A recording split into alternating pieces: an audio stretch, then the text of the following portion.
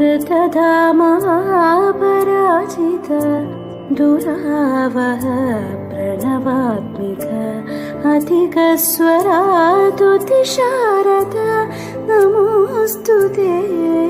श्यामाम्बरं मुखसागरं तुलसीदलम् अतिसुन्दरम् कनकासुखं नारीवरं शुभदं